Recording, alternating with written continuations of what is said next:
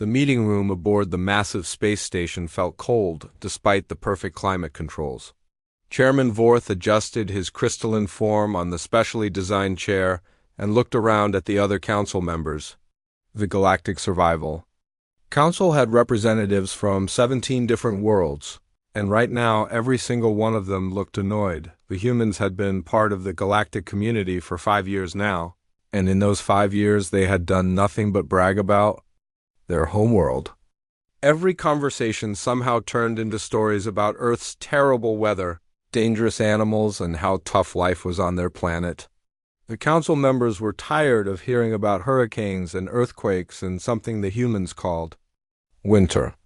They act like they are the only species that ever faced hardship, muttered Krell, whose people came from the desert world of sands. His scaled hands drummed on the table in frustration. My ancestors survived in places where water was, found once every 100 rotations. Vorth nodded slowly.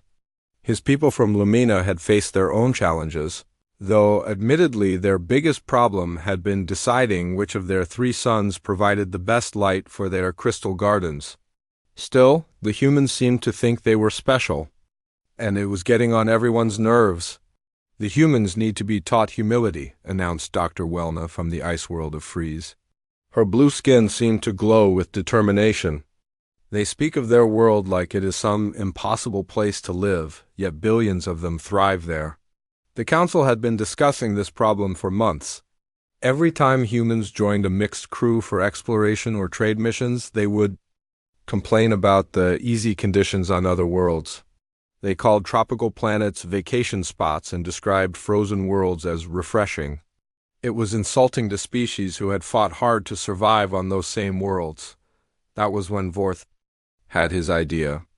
The Ultimate Survival Challenge had been created years ago as a way to test the limits of different species. No one had used it in decades because it was considered too dangerous.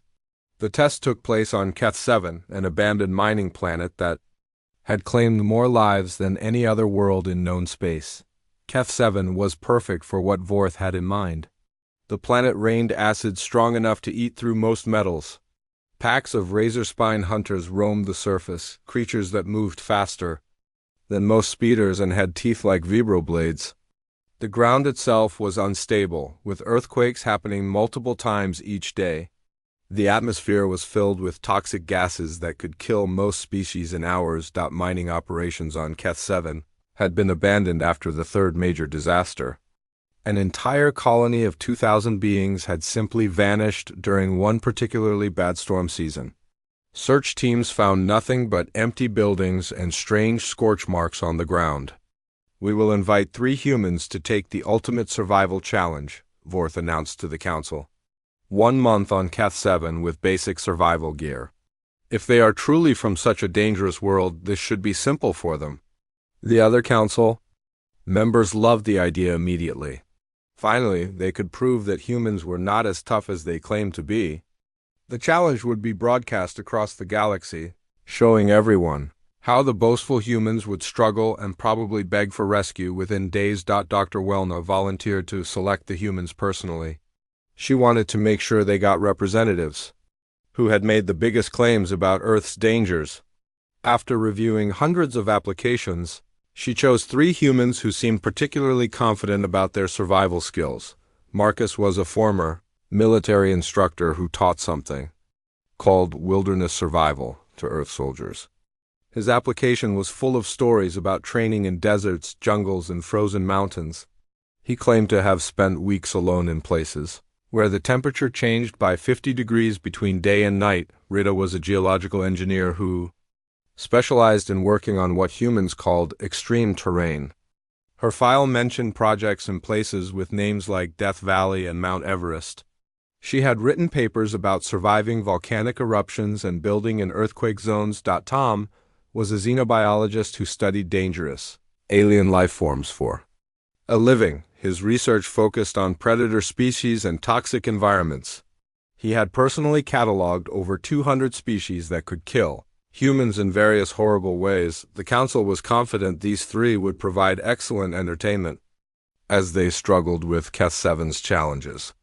News networks across the galaxy began advertising the event as the humbling of humanity and when Deathworlders meet real death. Preparation for the challenge took 2 weeks. The council made sure everything was perfect. Monitoring stations were placed in orbit around Keth 7, equipped with the best cameras and sensors available. Medical teams stood ready for emergency evacuation. The humans would get standard survival gear, basic tools, 3 days' worth of emergency food, water purification tablets, and communication devices. The rules were simple. Survive for 1 month using only what they brought and what they could find on the planet. No outside help except for true medical emergencies. The humans could call for evacuation at any time, but doing so would mean automatic failure. As the transport ship approached Keth 7, Vorth felt a deep satisfaction. Finally, the humans would learn that the galaxy contained challenges beyond anything their little world could offer.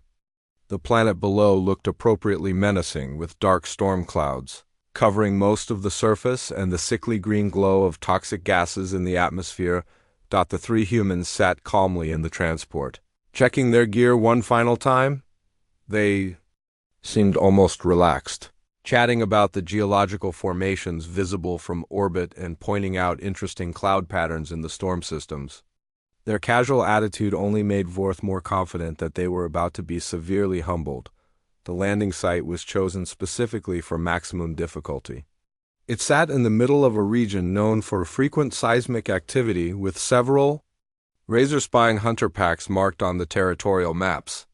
The nearest safe shelter was over 50 kilometers away through terrain that had swallowed entire survey teams.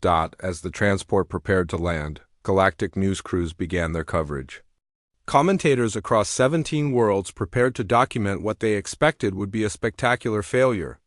The humans had finally bitten off more than they could chew. The transport touched down on Keth 7's surface with a soft thud. Through the viewing ports, the council members could see the hostile landscape waiting outside. Dark rocks jutted up from acidic soil, and in the distance, something large moved between the twisted metal remains of old mining equipment. It was time for the humans to face a real challenge. The transport doors opened with a hiss, and the first thing that hit everyone was the smell.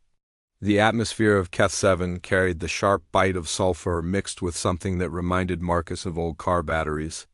The air itself looked wrong, with a faint yellow tint that spoke of dangerous chemicals floating in every breath. Chairman Vorth watched from the orbital monitoring station as the 3 humans stepped onto the planet's surface. The moment their boots touched the acidic soil, automated systems began recording everything. This footage would be shown across the galaxy as proof that humans were not the survival experts they claimed to be. Atmospheric readings show toxicity levels at 847 units, announced the monitoring technician. That's enough to cause respiratory in most species within 2 hours. The humans seemed completely unaware of the danger they were breathing. Marcus took a deep breath and nodded to his companions. "Air's a bit thin," he said calmly. "Reminds me of Mexico City before they cleaned up the smog problem." Dr. Welna leaned forward in her chair, waiting for the humans to start showing signs of distress. The toxic atmosphere should be burning their lungs by now. Instead, Tom was actually sniffing the air like he was trying to identify different scents. "Interesting chemical composition," Tom said to Rita. "Mostly sulfur compounds with some metallic particles, probably from the old mining operations." Rita nodded and pulled out a small device to take readings. "Nothing we can't handle. The pH levels are actually better than some places I've worked in Chile." The first real test came within minutes. Dark clouds gathered overhead, and the monitoring station's weather sensors went crazy. Acid rain was forming, the kind that had dissolved entire mining vehicles in past disasters. The drops that began falling had a pH level low enough to eat through most metals. "Here comes the flesh-melting precipitation," the news commentator announced dramatically to viewers across the galaxy. "This acidic rain has claimed the lives of countless mining crews. Surely the humans will seek immediate shelter." Instead, Marcus simply pulled a folded piece of plastic from his pack. The other two humans did the same, and within seconds they were wearing what they called rain ponchos. The acid rain that was supposed to burn through their skin just rolled off the cheap plastic like normal water.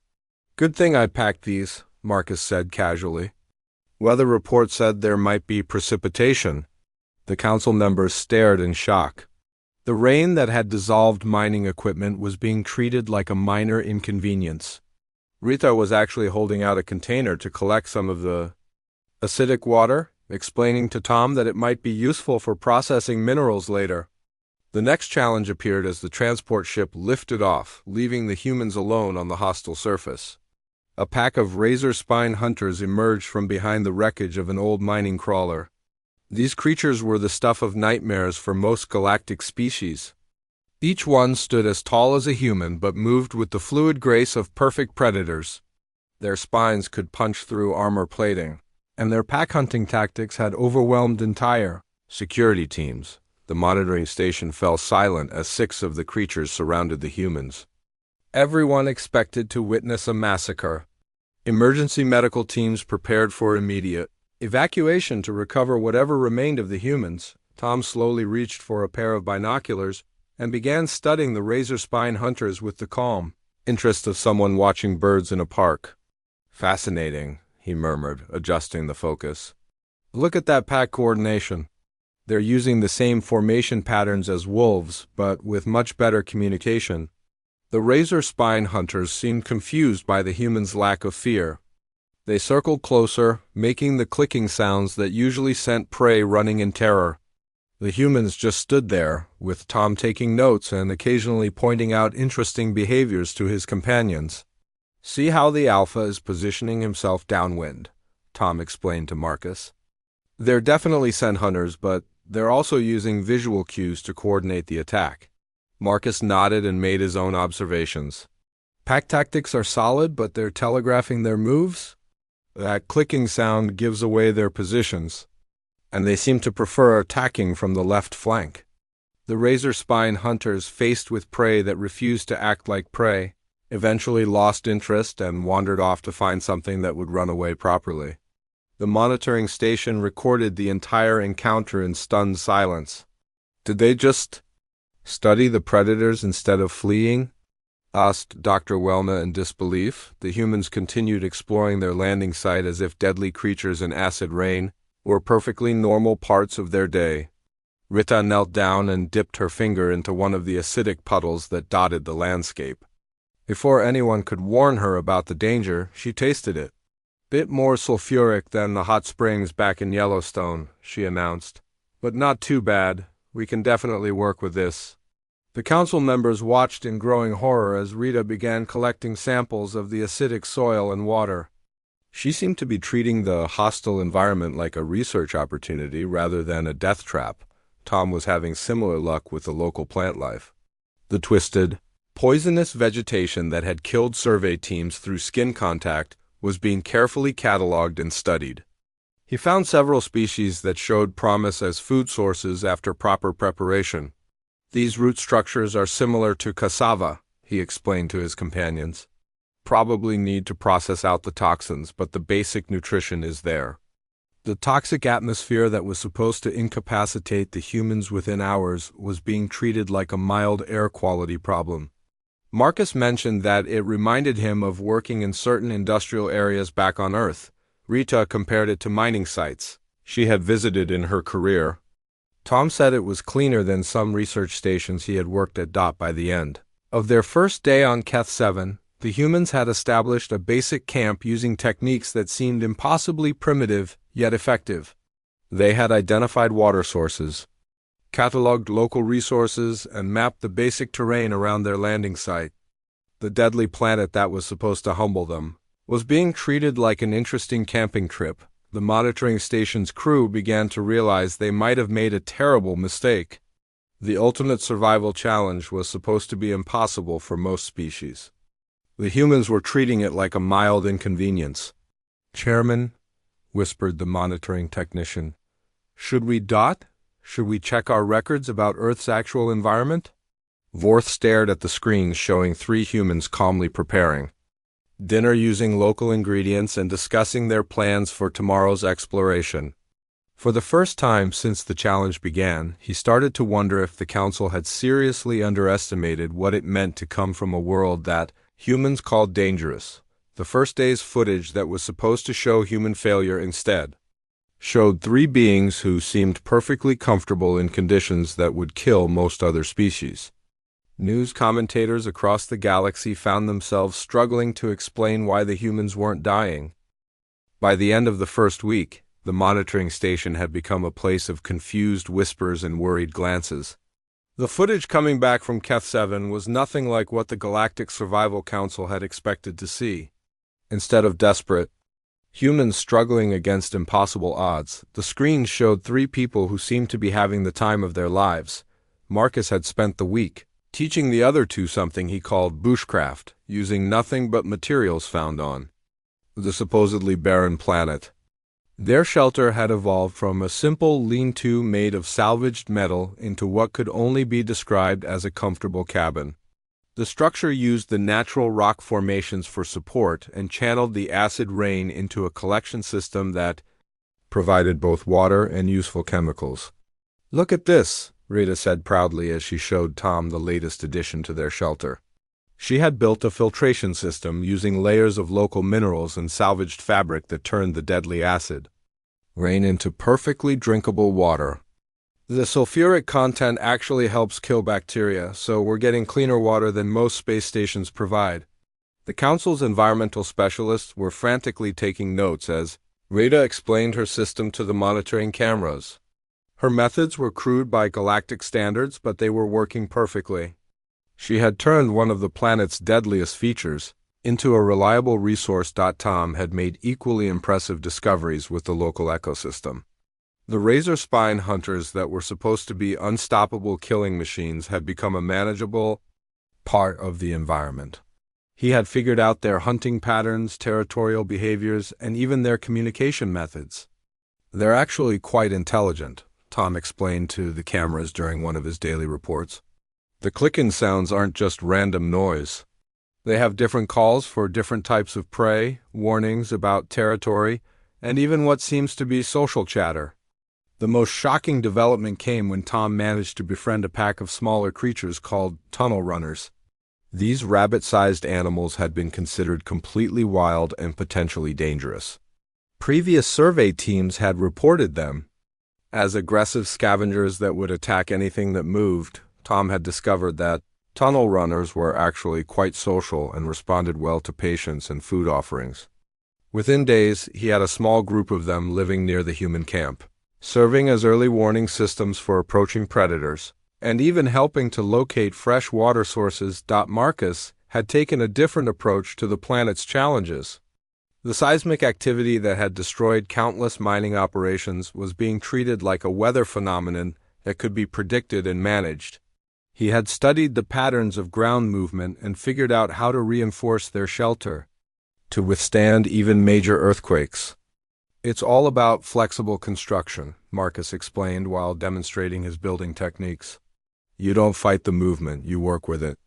Same principles we use in earthquake zones back home."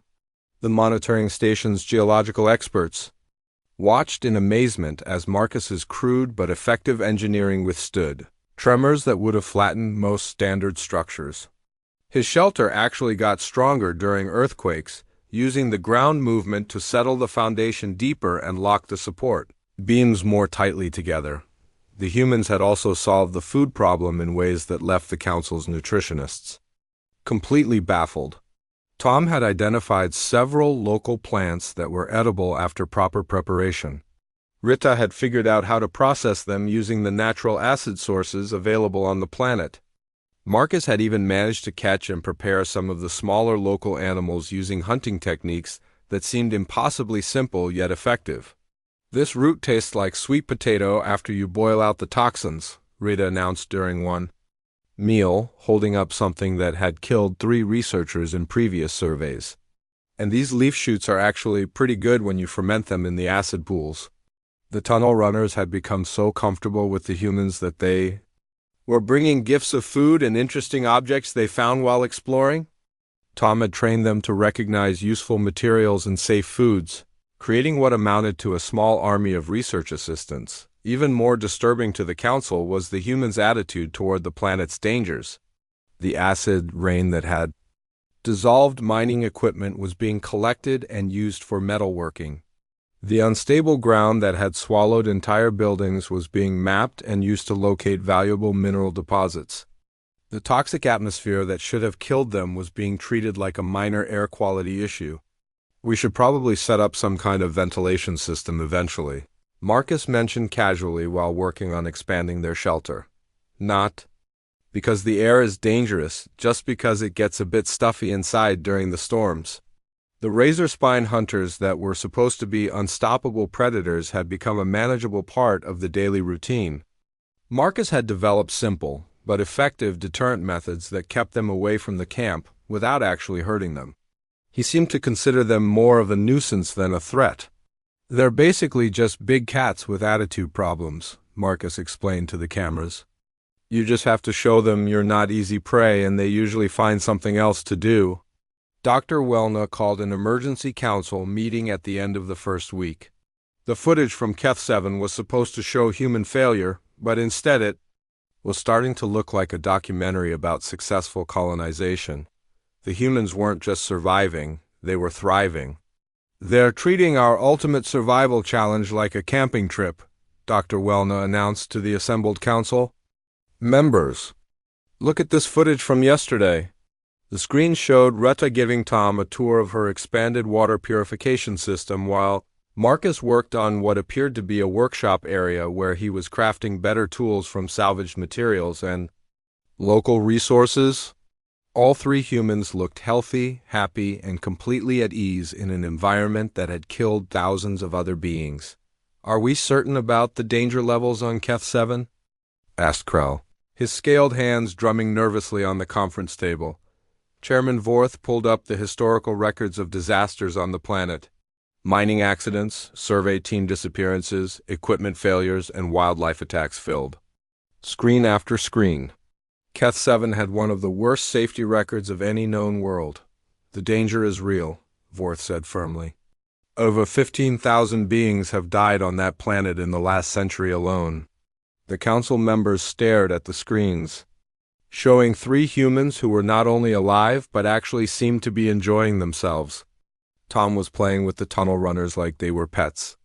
Rita was excitedly explaining some new discovery about the local geology. Marcus was singing while he worked on improving their shelter. Then either these humans are extraordinarily lucky, Dr. Wellna said slowly, or we have seriously underestimated what it means to come from their world. The implications of that statement settled over the council like a cold shadow. If humans found Keth 7 manageable, what did that say about Earth? What kind of planet produced beings who could treat the galaxy's most dangerous world like a vacation destination? As the second week began, the council faced an uncomfortable truth. Their plan to humble humanity was backfiring spectacularly. Instead of showing human weakness, they were documenting human capabilities that seemed almost impossible to believe. The challenge that was supposed to prove humans were not special was proving exactly the opposite. 2 weeks into what was supposed to be the ultimate survival challenge, Chairman Vorth found himself staring at reports that made no sense. The humans on Keth 7 were not just surviving, they were improving their situation every single day. What had started as a basic camp was now looking more like a small research station. The latest orbital scans showed structures that seemed impossible, given the limited resources available on the planet. Marcus had built what appeared to be a workshop complete with crude but functional metalworking equipment. Rita had expanded her water purification system into something that could supply a small town. Tom had established what looked like a research facility dedicated to studying the local ecosystem. This is not possible, muttered Dr. Wellna as she reviewed the footage from the previous day. They have created a sustainable settlement in 2 weeks using nothing but salvaged materials and local resources.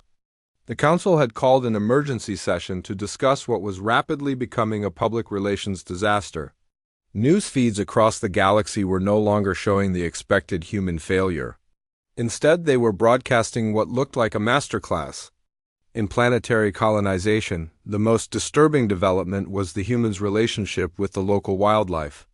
Tom had not only befriended the tunnel runners, he had apparently figured out how to communicate with several other species as well. The monitoring cameras had captured him having what appeared to be actual conversations with creatures that were supposed to be mindless predators. "Look at this footage from yesterday," Dr. Wellness said, activating the main screen. The council members watched in stunned silence as Tom sat calmly next to a razor-spine hunter that was lying down like a giant cat. The creature that had terrorized mining crews for decades was actually letting the human scratch behind what passed for its ears. "He calls them spiky dogs," reported the monitoring technician. According to his daily logs, he's identified at least 12 different species that he's managed to form some kind of relationship with. Marcus had achieved equally impossible results with the planet's geological challenges. The seismic activity that had destroyed countless mining operations was being used to his advantage. He had somehow figured out how to predict earthquakes and was using them to help with construction projects. "Watch this," the technician said, switching to another camera feed. The screen showed Marcus calmly working on expanding their shelter, while the ground shook violently around him. Instead of seeking cover, he was actually using the earthquake to help settle foundation stones into place. "He's treating a magnitude 6.3 earthquake like a useful tool," whispered Krell in disbelief. That level of seismic activity would evacuate entire cities on most worlds. Rita had made discoveries that were making the Council's geological experts very uncomfortable. Her crude but effective analysis of the planet's mineral composition had revealed resources that professional survey teams had missed. She was not only finding valuable materials, she was figuring out how to process them using nothing but acid rain and salvaged equipment.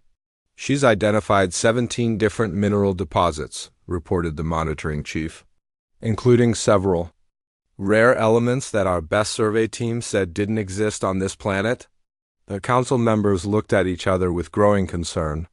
If the humans could find valuable resources that professional teams had missed, what did that say about the quality of galactic survey methods? More importantly, what did it say about human capabilities compared to other species? The daily communication logs from the humans were perhaps the most disturbing part of the entire situation. Instead of desperate reports about struggling to survive, the three humans sounded like they were having the vacation of a lifetime. Their messages were full of excitement about new discoveries and enthusiasm for their various projects. "Day 14 on Keth 7, came Tom's cheerful voice from the latest communication log. "Made contact with a new species today. They're like flying squirrels but with better gliding membranes. Very social, possibly intelligent. Planning to study their communication patterns tomorrow." Marcus's reports were equally upbeat. "Finished the forge today. Basic design, but it works great for processing the local metals. Should be able to make some proper tools now instead of using these improvised ones." Rita's messages focused on her scientific discoveries. "The geological structure here is fascinating. The acid rain has created some unique mineral formations that I've never seen before. I think I could write 3 research papers just on what I've found in the last week." Dr. Wellna paused the playback and looked around the council chamber. These are not the words of beings struggling to survive.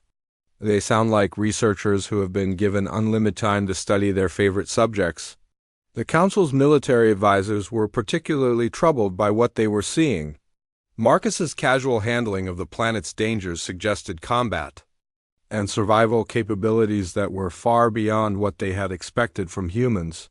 His improvised weapons and defensive systems were crude but highly effective. "He's created a defensive perimeter that would challenge our best military engineers," admitted General Torx, the council's chief security officer, "using nothing but scrap metal and local materials." The humans had also demonstrated an unsettling ability to adapt to conditions that should have been impossible for any species to handle. The toxic atmosphere that was supposed to kill them within hours was being treated like a minor inconvenience. They had somehow adapted their daily routines to work around the danger instead of being stopped by it. Their metabolisms must be completely different from ours, suggested the Council's chief medical officer. Either that or their homeworld has prepared them for conditions we can barely imagine. That suggestion led to an uncomfortable moment of silence. If Earth was dangerous enough to prepare humans for the challenges of Keth 7, what did that mean for the rest of the galaxy?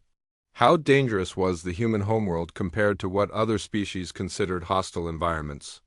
Chairman Vorth finally spoke the question that everyone was thinking. Should we be concerned about allowing humans to spread throughout the galaxy? The question hung in the air like a toxic cloud. The species that had seemed like interesting but unremarkable newcomers 5 years ago were demonstrating capabilities that seemed almost supernatural. If 3 humans could turn the galaxy's most dangerous planet into a comfortable research station, what could millions of humans do to change the balance of power in known space? We need more information about Earth, Dr. Wellna announced. Our original surveys were clearly inadequate. General Torx nodded grimly. If their homeworld produces beings who consider Keth 7 a manageable challenge, we need to completely revise our threat assessments. The Council members began making plans for a comprehensive study of human capabilities and Earth's actual environmental conditions. The challenge that was supposed to humble humanity had instead revealed that the galaxy might have seriously underestimated what humans were capable of achieving. On the screens around them, the footage from Keth 7 continued showing 3 humans, who were clearly enjoying themselves on a planet that had killed thousands of other beings. They were laughing, building, exploring, and treating the ultimate survival challenge like an interesting puzzle to be solved. The Council had wanted to prove that humans were not special. Instead, they had created evidence that humans might be the most adaptable and dangerous species the galaxy had ever encountered. As the month-long challenge reached its final days, the Galactic Survival Council faced the most uncomfortable meeting in its history. The screens around the chamber showed footage from Keth 7 that looked nothing like what they had expected to see. Instead of desperate humans begging for rescue, they were watching what appeared to be the establishment of a thriving research colony. Marcus had completed what could only be described as a small industrial complex. His workshop now included functional metalworking equipment, a power generation system that used geothermal energy from the planet's unstable geology, and manufacturing capabilities that were producing tools better than what most space stations provided. He had somehow turned the planet's dangers into useful resources. Rita had mapped and cataloged the entire region around their landing site. Her geological surveys had revealed mineral deposits worth millions of credits, and she had developed extraction methods that were more efficient than anything the mining companies had ever used. The planet that had defeated corporate mining operations was being successfully harvested by one human with improvised equipment. Tom had essentially domesticated the local ecosystem. The creatures that had terrorized previous visitors were now living in harmony with the human settlement. He had identified food sources, established sustainable hunting practices, and created what amounted to a wildlife preserve where dangerous predators lived peacefully alongside their new human neighbors. "Sir," announced the monitoring technician, "the extraction team is requesting permission to delay pickup." Chairman Vorth looked up from the reports he had been studying with growing dread. Why would they want to delay pickup? According to their communications, the humans have invited them to stay for a few days to see the settlement they've built. The extraction team is curious about the techniques being used. Dr. Wellna activated the communication channel to the extraction ship. "Captain, this is Dr. Wellna from the Council. Please explain your request for delay." Captain Jorik's voice came through clearly, tinged with amazement. "Dr. Wellna, you need to see what these humans have accomplished. They've built something that shouldn't be possible with the resources available on this planet." The Council members exchanged worried glances. Even their own people were being impressed by human capabilities. This was exactly the opposite of what was supposed to happen. "Proceed with standard extraction protocols," Vorth ordered firmly. "The challenge period is complete." When the extraction team finally landed on Keth 7, the footage from their cameras showed a settlement that looked more like a successful colony than a survival camp. Gardens of processed local plants provided fresh food. Workshop areas showed evidence of sophisticated manufacturing. Living quarters were comfortable and well-designed. The 3 humans greeted their rescuers with the casual friendliness of people welcoming visitors to their home. They seemed genuinely sorry that their month was over and were eager to show off what they had built. "Welcome to New Eden," Marcus said cheerfully as he guided the extraction team through their settlement. "That's what we decided to call this place. Want to see the forge? I'm pretty proud of how it turned out." The extraction team's engineer spent 20 minutes examining Marcus's metalworking setup and asking detailed questions about the construction techniques. The equipment was crude by galactic standards, but it was producing results that seemed impossible given the available materials. Rita took the team's geologist on a tour of her mining operations, explaining how she had turned the acid rain into an industrial resource and how the seismic activity could be used to help with excavation. The galactic expert found himself taking notes and asking for copies of her research data. Tom introduced the team's xenobiologist to his collection of formerly dangerous creatures, now living peacefully around the human settlement. The tunnel runners performed tricks, the flying squirrels delivered messages, and even one of the razor-spine hunters came over to be petted like an oversized dog. "How did you manage this?" asked the extraction team's xenobiologist in amazement. "These creatures have killed hundreds of researchers over the years," Tom shrugged casually. "You just have to understand their social structures and communication methods. Most species are pretty reasonable once you figure out how to talk to them properly." The most shocking moment came when Marcus asked if the extraction team could recommend Keth 7 to something called Earth's Adventure Tourism Board. "It's got everything you could want for a good survival vacation," Marcus explained enthusiastically. "Varied terrain, interesting wildlife, unique weather patterns. The acid rain takes some getting used to, but it's not too bad once you have proper gear." Captain Jorek stared at the human in disbelief. "You want to recommend this planet as a tourist destination?" "Sure," Rita chimed in. "It's a bit tame compared to some places back home, but it would make a great beginner survival destination. Maybe somewhere for families to take kids who want to learn basic wilderness skills." The extraction team's medical officer ran quick health scans on all 3 humans and found them to be in excellent condition. Better than excellent, actually. They were healthier than when they had arrived, with improved muscle tone and what appeared to be enhanced cardiovascular function. "The environment here seems to have actually benefited them," the medical officer reported to the council. "Whatever conditions exist on their homeworld, this planet's challenges have been like a mild workout routine."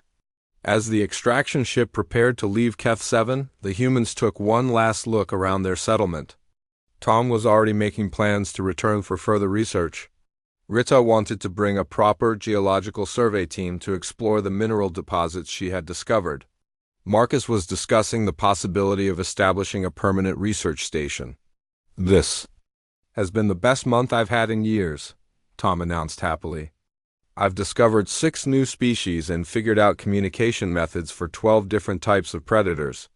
The research possibilities here are incredible."